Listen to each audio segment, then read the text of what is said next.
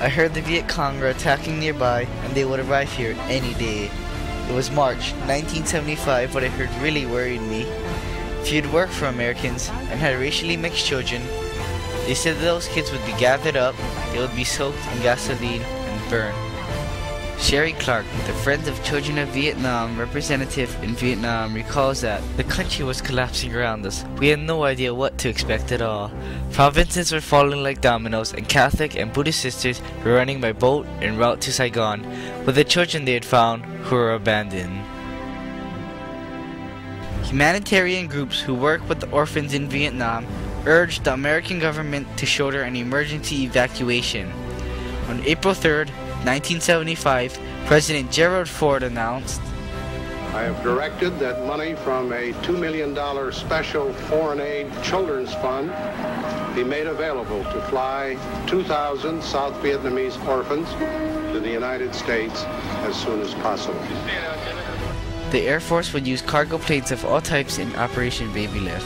Operation Babylift began on April 2nd, 1975. The flight left on April 4th, 1975 from the Tan Son Nhut Air Force Base close to Saigon and carried 226 Vietnamese orphans and 77 Americans. It was expected to land in the Travis Air Force Base in California. Due to engine failure, the plane crashed shortly after takeoff, killing 133 orphans, 33 civilians, and 11 crew members.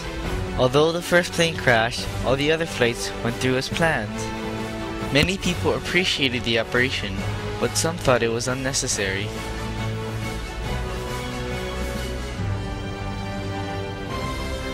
There was a debate between Congress and the White House. Senator Thomas Eagleton quoted, "The President had no constitutional authority to use U.S. armed forces to evacuate foreign nationals from South Vietnam." There was conflict not only within the American government, but also between the American and South Vietnamese government. These conversations were very political. They really did not have the well-being of the children in mind. The Vietnamese government was insisting that the children had to be returned, but I think it was a hollow insistence, because since that time I've met with many of the sisters of St. Paul's, and they've said that there was no way that the country was prepared to take care of those children. The Center for Constitutional Rights with California lawyers filed a class action lawsuit against Henry Kissinger on November 5, 1975, because no attempt was made to find many of the babies' families before putting them on the airlift plane. It violated the due process of the law under the Fifth Amendment. Record checks showed that of the 1,830 records check conducted, 274 children were not properly released for adoption. An appeal was made to the Ninth Circuit Court and remained unresolved for 3 years. I don't know what the Americans were thinking when they took the babies away on the plane. Whether they are going to a better life is questionable. The fact is, they died in the crash. Had they stayed in Vietnam and not left on that plane, they may still be alive today.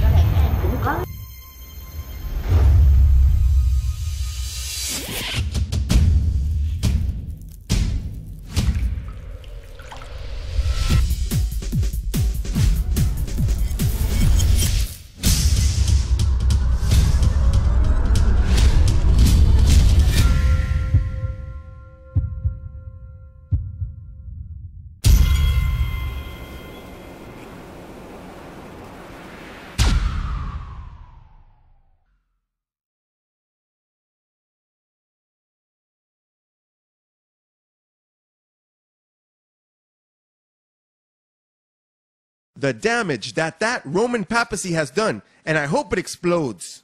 They are some uncircumcised dogs. I hope that they are castrated so that they do not have any more children, so that they do not produce that species anymore.